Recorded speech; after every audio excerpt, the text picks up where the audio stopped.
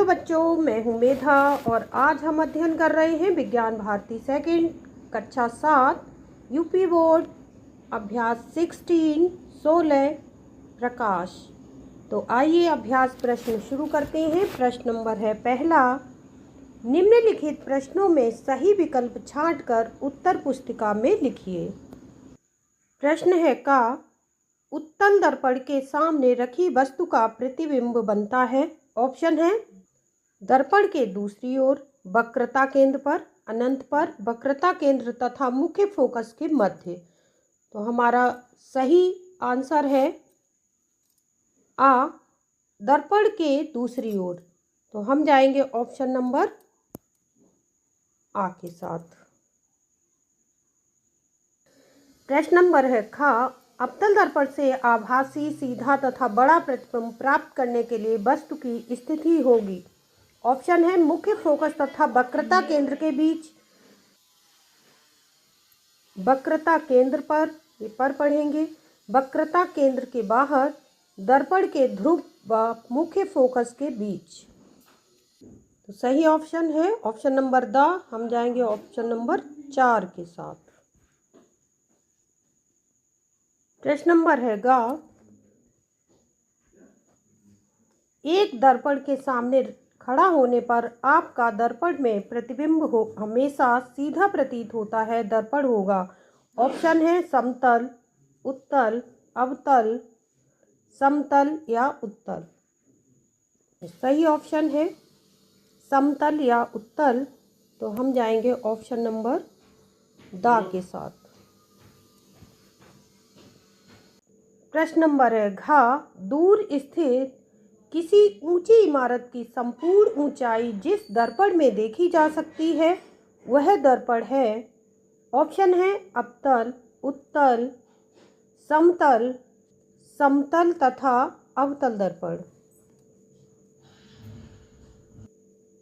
तो सही ऑप्शन है समतल दर्पण। हम जाएंगे ऑप्शन नंबर सा के साथ।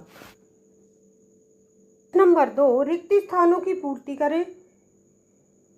पहला प्रश्न है का समतल द्वारा बना प्रतिबिंब डैश होता है। तो समतल द्वारा बना प्रतिबिंब होता है आभासी। तो हम यहाँ रिक्त स्थान में भरेंगे आभासी। अगला है प्रश्न नंबर खा, जो प्रतिबिंब सीधा बनता है उसकी आकृति डैश होती है।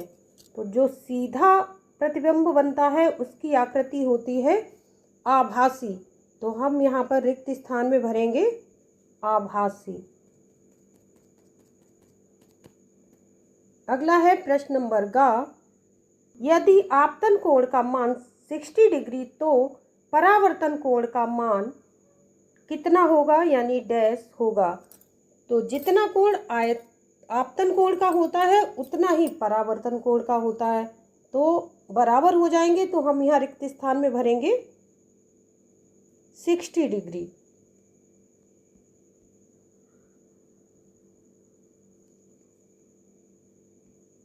अगला है प्रश्न नंबर घा, दर्पण के ध्रुव वक्रता केंद्र के बीच की दूरी डैश कहलाती है।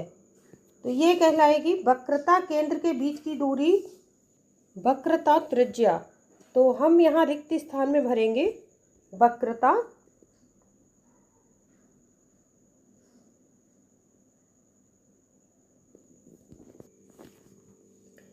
प्रश्न नंबर है 3, स्तंभ का के कथनों को स्तंभ खा के कथनों से सुमेलित कीजिए। स्तंभ का है, ये स्तंभ है खा। तो देखते हैं उत्तल दर्पण। उत्तल दर्पण पर प्रतिबिंब बनता है आभासी एवं छोटा। तो हम का को मिलाएंगे बा से। अगला है समतल दर्पण।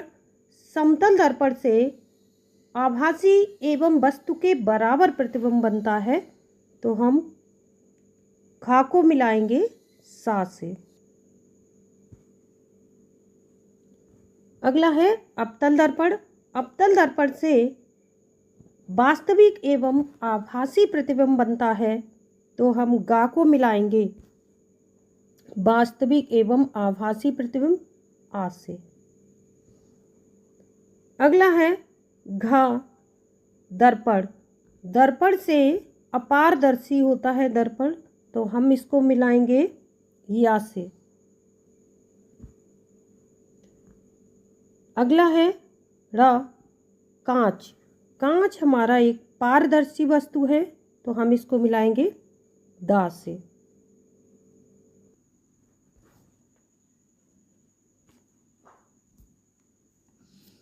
अगला है प्रश्न नंबर 4। निम्नलिखित कथनों में सही के सामने सही तथा गलत के सामने गलत का चिन्ह लगाइए। प्रश्न नंबर है का आपतित किरण, परावर्तित किरण तथा अभिलंब एक तल में नहीं होते हैं, तो ये बिल्कुल गलत है। आपतित किरण और परावर्तित किरण तथा अभिलंब एक तल में होते हैं, ये परावर्तन का पहला नियम है। हम यहाँ लगाएंगे गलत का निशान। अगला है प्रश्न नंबर खा। परावर्तन के नियम से आपतन कोण परावर्तन कोण के बराबर होता है, तो ये परावर्तन का नियम है, ये बिल्कुल सही है, तो हम यहाँ पर लगाएंगे सही का निशान।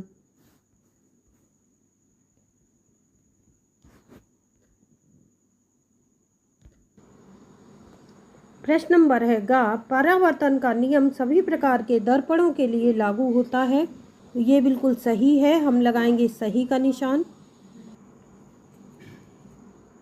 प्रश्न नंबर घ। समतल दर्पण द्वारा बने प्रतिबिंब को पर्दे पर लिया जा सकता है, तो ये गलत है, तो हम यहाँ पर लगाएंगे गलत का निशान।